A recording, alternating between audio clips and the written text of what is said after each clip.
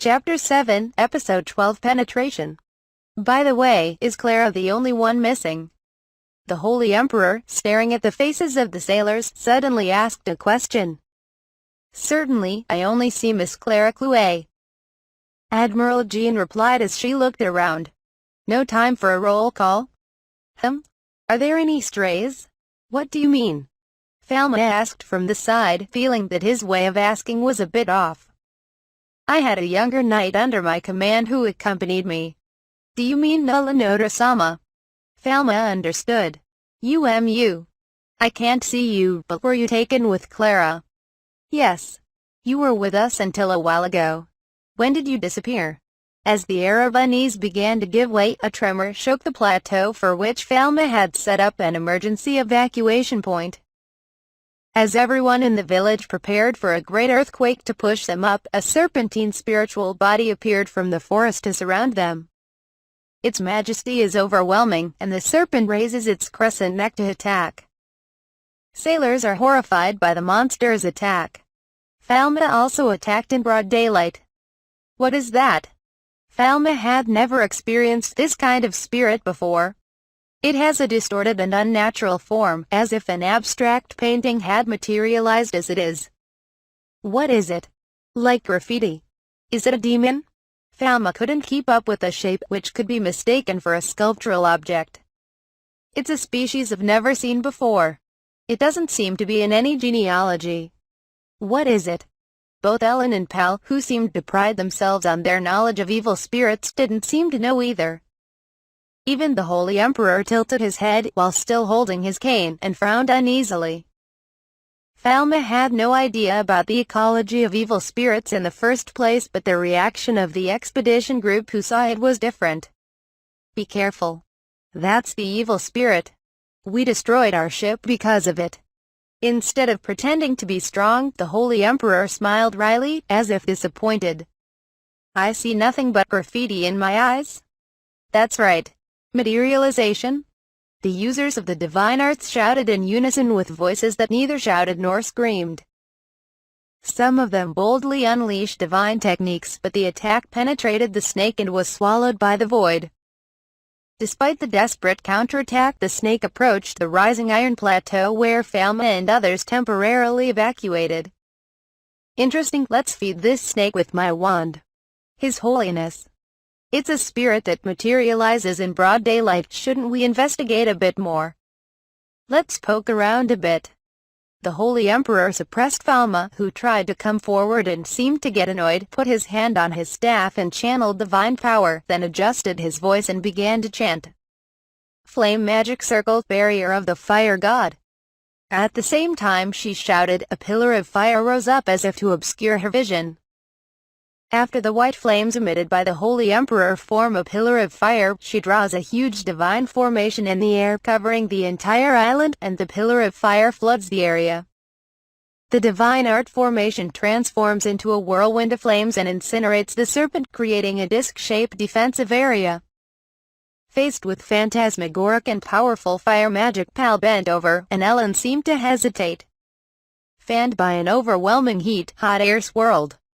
In her opinion, it might have been just a little push, but Falmouth opened her mouth as well. While consuming enough divinity for a normal person, she takes it lightly. It's a divine art formation that targets evil spirits and strokes them over a wide area. I don't have the opportunity to use it in battle, but at times like this, I have to use it. As the proud Elizabeth lowered her wand, the magic circle seemed to be fixed in space, functioning like a barrier.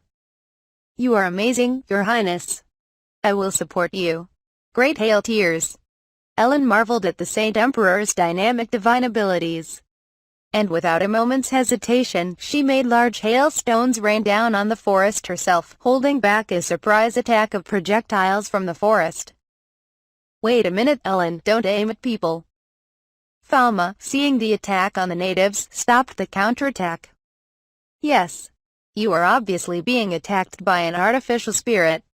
Nevertheless, even though I'm not actively harming you, I'm going to scare you as much as I can.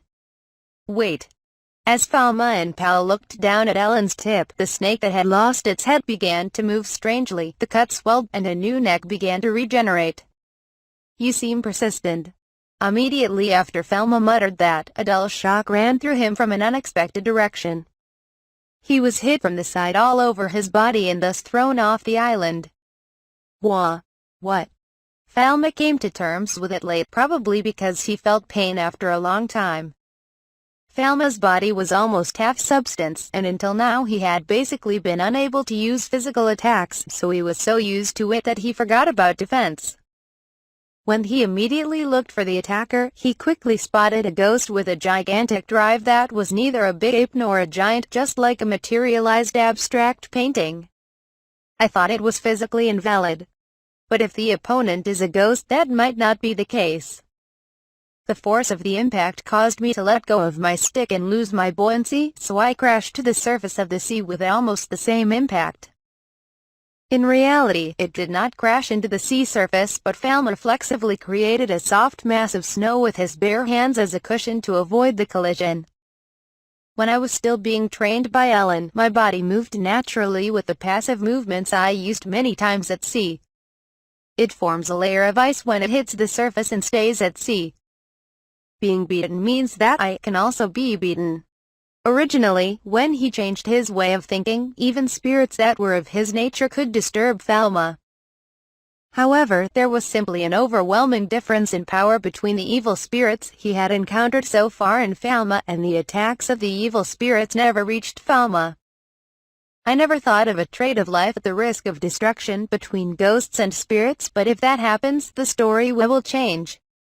Can't you fly because you don't have a wand? All the other treasures are in the wand. The force of the blow made him lose his stick, so he couldn't fly. It's inconvenient, but the ability to fly is only possible with the treasure. Falma tried to summon the medicine god wand, but it did not return. Falma, who had failed to grab the medicine staff, witnessed a muscular young man on a monkey-shaped spirit looking down at him, holding the medicine staff in his left hand. Anyone can have the staff of the new medicine god. Thinking that a staff that can only be used by himself is meaningless, he killed the material's ability to penetrate the human body and built only the core in it so that anyone could hold it. Nevertheless, it requires great divine power to drive, so for a young man who cannot use divine arts, it is just a stick. Falma pondered what to do while calmly looking at the young man's useless medical staff. Ellen leaned forward from the plateau to attend to Falma. "Falma-kun, aren't you hurt? Don't worry about it. You don't have to do anything." Although she was worried, Falma took advantage of this situation with a sudden thought. Pretending not to notice the young man aiming at him, Falma turned his whole body toward Ellen and continued to interact with Ellen, creating a defenseless state. Invited by his performance, the young man moved, aiming at Falma, provoking a large monkey to attack him. Falma turned and focused on the monkey's clenched fist. "Hey, you hold your thumb." It was a simple action, but he concluded that the spirit was not acting autonomously under the young man's command. This is because primates, with the exception of humans, cannot make a fist with their thumb facing inward. The fact that it became such an action is indirect evidence that the young man was manipulating with his consciousness. In other words, the consciousness and the spiritual body of this young man are connected. Falma made this judgment immediately. "Then I'll refund the damage." Falma turned around as if he had eyes on his back, slumped slightly over the sea and made a fist with both hands directly in front of him, shattering the spirit's right fist on contact. The young man, who seemed to be directly controlling the spirit, held his right fist and was stitched in place. Unexpectedly, he dropped the medicine god's staff and pressed his right fist down with a pained expression on his face. Falma used a telescope from a distance and confirmed that the damage from his fist did not result in a metacarpal fracture. "Now it's time to summon the staff of the medicine god. Grab the staff with a soft noise and fly without hesitation to get a bird's-eye view of the ground. They lurk in the forest, deploying evil spirits, launching phantasmagoric attacks from everywhere. and their materialization is strong enough to cause physical damage even during the day, and they are invincible against disappearing ordinary spirits. Falma's refuge does not care. At this point, for some reason, Falma's refuge could not eliminate the spirits they manipulated. In this case, there is no end to the defeat of the spirit, and it is the people who manipulate the spirit, as Ellen says, who should be attacked. However, in interpersonal combat, it is difficult to suppress the opponent without harming him. Elizabeth, who had been watching Falma's hesitation, noticed. "What's the matter? What are you hesitating about? Evil spirits can be kicked out, but humans can't." Elizabeth abandoned Falma's indecisive attitude and shook her head. "All right. Temporary evacuation. We'll build a guardian temple here." A sharp oath fueled the tension of the place. "Connect to the divine art network between the Great Temple and the Guardian Temple." Elizabeth thrusts her walking stick into the ground with one hand, having mastered the secret arts of the temple in a short time. She made full use of her authority as High Priestess, burying the treasure in a glass box in the ground and making it the core of protection with fluid movements. Next, pour divine power into the earth to resonate and use a divine art formation. Large-scale cleanup. No one is allowed to enter. After long chanting the activation chant of completion, a cubic blue light art wall was completed with it as the base point. The land was built by chanting as a guardian shrine, and now, although there is no building, a virtual guardian shrine has appeared. Falma braced himself as he thanked Elizabeth for solidifying his defenses. They cannot see what is inside the temple, they seem to perceive it as if it is shrouded in mist. Staying in here won't solve anything, but it will be a defensive base for now. Elizabeth explained that the attacks of the evil spirits on the Guardian Temple will not hit. After finishing her work, Elizabeth put her hand on her waist and explained. Falma was also encouraged by her success and took security measures. "I hesitate, but if that is the case, the occult is completely open. If the laws of physics are useless against evil spirits in this world, then there is no choice but to use the forbidden art system and the divine art system." Falma has made up his mind. The preparations are completed. Drug Discovery Magic Team. He took out a small envelope containing his own hair, which had been prepared in advance, and using it as a catalyst, his body turned into particles of white light. Divine Medicine Synthesis. Chiroi, the current divine medicine. In less than a few seconds, a rainbow-colored elixir manifests in the air and drips it over the sailors. It happened to Ellen the Holy Emperor, but it can't be helped. Anyone who drinks this potion or is hit by it is immortalized for a day, no matter what. Since it is a condition close to that of a spirit body, so to speak, no matter how serious the condition becomes, it will not progress. As long as they are in the simple Guardian Temple, they will not be attacked by spirits and will be immune to physical attacks from humans who might pose a threat, making them invincible. God medicine is an exaggeration, but Falma analyzes that it is probably a bug in the time manipulation system that exists in this world, or a bug technique that fools collision detection. Falma himself rematerialized so that he would not be exploited by his dematerialization. Now your faction is no longer in danger in the real world. Moreover, Falma swiftly carried out the peaceful suppression procedure. Well, it may be intrusive, but I can only think of this. I need the attacker to come out. Delete cellulose, hemicellulose, pectin and lignin. Falma grabbed the entire island out of the air with his right hand, stroked it right next to it, and targeted all the plants on the island except for the people in the Guardian Temple, extinguishing their substances. A mist, as if organic matter, bubbled over the whole island. All kinds of vegetation disappeared, revealing the natives hiding in the forest. They must have been very surprised by Falma's surprise attack. Something screaming or yelling. Something trying to hide in the shadows. Intimidating. Reactions vary.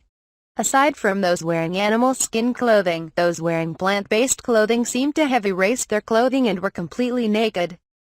I confirmed that they were all armed warriors with a mixture of men and women. They seemed to be afraid of Falma's power.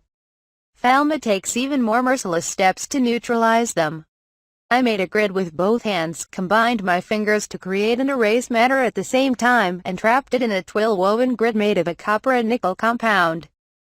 The inside of the electromagnetic shielding made of conductors prevents the creation of spirits, and the shielding prevents the passage of spirits. Both humans and ghosts can be incapacitated at the same time. Falma looked at the captured natives and searched the island. Clara is nowhere to be seen, even after destroying the island's ecosystem and stripping her naked. Where is she? Asterisk. What the hell happened? Isn't it painful? The sailors cowering in the Guardian Temple were perplexed and came staggering to their feet. The Holy Emperor turned this place into a guardian shrine, and Falma poured divine medicine on them. None of the sailors realized what had been done to them, but all of them noticed what had happened to them. As for Madrine, she blinked her eyes and pinched her cheeks in disbelief. They weren't the only ones who noticed the change. Eleanor. Paul glances at Ellen as she looks at her own arm. Ellen looks away as if she doesn't want to answer. Listen. What? This mist glow, this fragrance, it's a miracle or a divine medicine? Sorry, I don't understand. Falma just created something, right? As Ellen was at a loss for an answer, Pale's face approached. While they were blending into the mist, if it wasn't a mistake, they have materialized and rematerialized and rained a glow of light. Something works. I couldn't see well because of the backlight. Your eyes may be knot holes, but I looked at them closely. What kind of divine art is that? That's why. Ellen's eyes are watery and articulate. Pal still seems to believe that Falma is a special person protected by the medicine god. Falma said he confided in his parents but apparently did not tell his siblings. Pal, of course, believed that Falma was a human being and did not doubt him, but the stage when this excuse seemed to work is over. First, Ellen had never seen Falma's materialization in Ellen, but she didn't probe too much and rather pretended not to notice. When I question him, he seems to really disappear one day, as he sometimes jokes. If you know something and have something to tell me, I'll listen. It's nothing. Hear from Falma-kun himself, he's my brother. I thought you were my brother. Pa muttered in a somewhat lonely tone. Are you okay looking at me now? I can't help but think about it, but if she's doing the best that only she can do, I don't want to pull her leg. Ellen expressed her trembling feelings. Falma, you put me in the back and suppressed it yourself while sticking to the non-lethal principle. The Holy Emperor expressed his honest impressions. Falma rushed down as if nothing had happened if the rumor had continued. I'm back. Welcome back, it's driving me crazy. Ellen almost dropped her wand but managed to fix it. Not to mention the trees all over the island, you've stripped them of their clothes by the roots. Are you an evil god? The Holy Emperor tampered with Falma. I wanted to get a quick overview. I didn't want to force you to undress, he said. Wait a minute, you're saying you shouldn't act alone, right? Crew safety comes first, so we still have to split up. I want Ellen and the others to stay here. So, what are they going to do? Should we build a pillar of fire around the cage and burn them at the stake? The Holy Emperor interjects, pointing to the current residents stuck in cages, and asks. The naked young warrior women ducked their heads and sheepishly hid their naked limbs. The copper and nickel compound cages form a double electromagnetic shield, so they can't summon the artificial spirits. We won't be able to. We will not be able to reach them with projectiles, and our goal is not to fight them. Is it true that you can't let a ghost out of a copper cage? The Holy Emperor made a face as if he had swallowed a bitter bug. That's right, it doesn't have to be copper to be accurate, but any metal that can be used as an electromagnetic shield is fine. Although it seems that there are limits to the density that is suitable for shielding, and the frequencies that can do this, purification divine art actually has a similar principle. I have borrowed the technology of the Kingdom of Enland, which is said to physically block spirits. Is that all? So far, I think so, based on the test results. I haven't specified too much. Before that, how did you create metal in the first place? Pal asked Falma, so Falma summed it up in one word and looked annoyed. Even though you can make water, you can also make other things. That's not an answer. Water and ice, if you give up 100 steps, all you get is hot water, mist, snow and steam. Why don't you crush the water more? Teeth? Pal was taken aback, but Falma wasn't kidding. I mean, I don't have to talk about it now. No now. No. Give me a break. Don't you think it's pointless to talk about it now? Falma briefly conveyed the tricks, as it was quite an oddity. So, the creation of water and the creation of other substances can create something out of nothing. This is the God ability. No matter what you do, the principle is the same. Water can create something, you can do anything. It is not explained at all. Is that enough? Falma almost floated before he finished speaking. Ellen pulled at the hem of Falma's half-floating coat. Falma-kun, I will follow you. I appreciate your sentiments, but if Ellen comes along, I'll have to take Clara, Ellen, and possibly Noah home. I'll have to carry 3 people with my bare hands. I understand, Falma-kun has 2 hands. As he promised every time Ellen was rounded up, Falma left disturbing words and flew to the continent to the north and south. I like to help, but in this situation, no matter how you look at it, it is only a hindrance. Falma decided to go for it. Left behind, Ellen and Pal looked at each other, and Pal threw up. That guy is unreasonable. That's right. Falma-kun uses divine arts that can't be considered common sense. I didn't know what you were thinking, but even if you explain it, it's still refreshing. Hearing Ellen's words, the Holy Emperor grinned in amusement. Isn't the attribute of water supposed to be fun? Isn't your highness an invincible user of fire magic? Certainly, only water and earth attributes create matter. While Pal roughly lifted the Holy Emperor, some sailors gathered with their hands raised. I'm also a water attribute. What does that mean? I'm an earth attribute. Can you help me? Everyone needs to clench their brains and think. He said if you can make water, you can make anything. That's impossible. I don't understand what Master Falma is saying. Is there a special chant? A trick to change attributes? How to negotiate with the patron deity, etc. Ellen turned her head as she listened to the sailor's random conclusions. It's not chanting, is it? Falma-kun discovered that it's genes that determine divine art attributes, so the reason we seem to be bound to attributes seems to be because we acquire gene expression. I wonder if it's because that has changed. I feel like I came close. Pale's logic switch was turned on. Ellen, surprised, sorted out the main points. But we users of water magic can only make water. Actually, we can make anything, but are you bound by any preconceptions? Assuming that the ability to create matter is inherent in all users of divine arts, what exactly is water? Ellen lost her temper. Having a different attribute, the Holy Emperor seems to ignore it and starts reinforcing the barrier of the Guardian Temple. There? In this emergency, do you start there now? Do you start with hydrogen and oxygen compounds? Didn't you write a chemistry textbook too? That's right. That's why I can say it. We can certainly create water. Ellen makes a strange face, wondering what she had started to say. But Pal was serious. He was mulling over Falma's words. Ellen seems to have decided not to bother with Pal anymore, so she keeps an eye on her surroundings and holds on to her staff as she defends the Holy Emperor and the Guardian Temple. Does it decompose water into oxygen and hydrogen? Pal muttered as he opened both hands and thrust them forward. Well, the proof is better than the theory. First the experiment. Pal took a deep breath, aimed at the sea and swung his staff. Nothing comes out of the tip of Pal's wand. Soon to be seen. Ice barrier. Ellen chanted almost simultaneously with Pal's movement, surrounding the Guardian Temple with several layers of ice walls. I had a bad feeling. Pal looked at Ellen, who was breathing on her shoulder, and held the part of the handle she was holding out to the Holy Emperor. Your Highness, please heat the tip of this wand. Do you have something in mind? Let's see the answer. All right. The Holy Emperor grabbed the tip of Pal's wand with one hand, and within a few seconds the tip glowed red.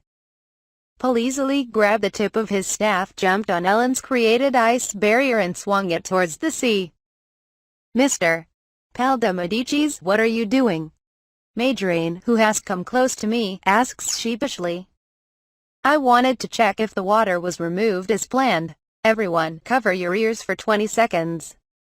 Pal called out to the sailors, who tilted their heads suspiciously on the spot and confirmed that they had covered their ears. "Eleanor, if you don't cover your ears will be damaged." "So, what do we have to do now?" "Well, look at it. It also serves as a real prize." Paul threw his stick into the sea and snapped his fingers after a beat. He activated a nice divine skill in the air.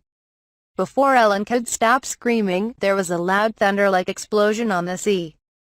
He created the seawater by breaking it into oxygen and hydrogen with the first, like a breath blast, to confirm that the explosive gas was generated on the sea. The heating of the Holy Emperor and the ice god ability released after throwing it immediately caused a thermoelectric effect, and the electricity generated ignited the explosive gas. "Amazing, amazing. It looks like you have become a flame mage." "Let's do that." "What do you mean?" The Holy Emperor bites and Ellen asks as if he is dealing with something terrible. Then Pal sat back and began to explain. "Water is a compound of hydrogen and oxygen. We didn't have the ability to suddenly make compounds. Even if all I have to imagine when I sing is water, I have to realize that singing was a habit. Singing is comfortable, but it takes away the freedom of material creation. That means you can create oxygen and hydrogen compounds too. That's what Thelma did. I feel like I understand, but please do the demonstration experiment after you return." "Well, I will do the experiment when I get home." He noted Ellen's reticence but smiled innocently like a child given a toy. In that last minute he had begun to take a step from using water magic to magic without attributes. The Holy Emperor, watching him confidently, clapped his hand. If they had been hit by the sound now, they probably would have lost their fighting spirit. She glanced at me at the residents who had fallen to the ground in the cage Thelma had built. "I'm afraid, Your Highness, it's already neutralized, so I don't think it's necessary to touch it. You're an apothecary who specializes in healing people. Do you have any ideas for that?" The Holy Emperor shook his head in dismay. Ellen shrank and Pal tilted his head. This is the perfect situation to interrogate a prisoner of war. His Holiness the High Priest should not torture savages. Pal's heart dripped out. Well, abusive interrogations don't work. After frightening, coddle generously and turn around. The Emperor, who once built the empire into the greatest hegemonic nation in the world, quietly began to move. Asterisk. Thelma would like to find Clara from the sky with his eye examination from the continent, but no matter how many times he looks through, there seems to be no one on land. Although it is possible to tear trees out of the ground by their roots as we used to do, we are reluctant to destroy ecosystems comprehensively and senselessly. Is it hiding somewhere? Thelma's diagnostic eye can also see through buildings. Even if it's hidden in a cave or underground, it's easy to uncover. Maybe they're putting up a barrier or something to fool even the diagnostic eye. It struck me that it was true, and he landed on the ground and began to explore, wondering if it was possible to see it without visual confirmation. The first thing he looked for in a deep forest was the animal trail. No hiding place can hide the tracks of life. When people and animals walk through the forest, they always make a path. This is because it is necessary to take a certain route to go back and forth without getting hurt in a place where plants grow densely. Finding field signs is the fastest way to distinguish between animal tracks and tracks trodden by humans. Field signs include footprints, droppings, and bite marks on fruit and nuts. There are tracks of small animals, but no tracks of large animals. And Thelma strained his eyes and found animal droppings that had a strong presence. This, judging by its size and color, it is human excrement. In other words, this is human. I followed the human road from the sea to the mountainside, staying a few feet above the ground because I was wary of falling. For humans to live in forests, it is necessary that the environment be safe and not far from water sources. There may be times when you go to get water for domestic use, but it will not be so far away that it will take hours. Judging from their equipment I met earlier on the island, the atmosphere was that they seemed to be building a civilization and settlement. However, Thelma assumes that this island is not their home base. On such a small island, it is difficult to get the fresh water necessary for life, and the only option is to drink rainwater. However, there was no evidence that they had moved by ship. I wonder if they used ghosts to get around. Following the human trail made it surprisingly easy to find the entrance to the cave. There are magic markings in the cave that cover the entire floor. Something seems to be happening. If you look closely, you can see what looks like the bones of a small animal in the back. When I broke a twig nearby and threw it into the cave, the black mist that poured out of the curse mark swirled into the cave, and the twig I threw instantly turned to ash. Just as I thought. Plants and animals don't change their basic structure, so it might have been Thelma who would have been reduced to ash if he had intervened carelessly. Whether it's to repel pests or kill invaders, it resembles the black mist that just invaded the imperial capital. Thelma, who had seen through the trap, made a copper plate bridge with material scooping to cover the curse sign and threw a twig into it again, but this time the trap didn't work. Apparently you could block the sensor. With a moderate amount of security confirmation, he easily crossed the cursed carpet and entered the cave. I wonder if they are summoning spirits or using magic to protect themselves instead of having divine arts. The cave was a horizontal hole far back and had a structure like a limestone cave. When I penetrated the bedrock with a diagnostic eye to see if anyone was there, I discovered dozens of people hiding their breath from themselves. Thelma examined the fluorescence emitted by their various diseases. But they are not the target. Blackboard. Finally, he finds Clara. To distinguish Clara from the hidden locals, look for a person with a connection between the masses of unconnected light. Clara's figure itself could not be seen because of the cave walls, but Thelma certainly spotted Clara's veins. Clara did not seem to be injured. However, the divine power seemed to have dried up. Isn't everyone else infected with the infected schistosome? Did they avoid it with divination? It is just as Majorane said. It doesn't seem like Noah is here. Thelma, understanding this, decided to hide in the darkness and first try to recapture Clara. For this reason, we will determine the direction in which the natives are scattered and move through the cave wall, seize the passage to reach them, recapture them, and determine the escape route. From the point where Thelma was to reach the place where Clara was, the meandering cave spread out like a maze, and there was only one connecting cave. After Thelma hammered the escape route into his head, he proceeded to execute the intrusion without being presumptuous. He extinguished the torch flames that lit the cave at regular intervals, and the candlelights one by one with remote nitrogen generation. Surprised voices and cries rise from the natives who lost their sight. As Thelma began to accelerate like the wind into the depths of the cave, his examining eye caught a small fluorescent movement. Despite the darkness, it sprinted toward Thelma. Immediately after, Thelma noticed something strange. A single point of light was racing towards Thelma. It had penetrated the bedrock and was straight ahead. Thelma sensed it immediately. What still appears is not human.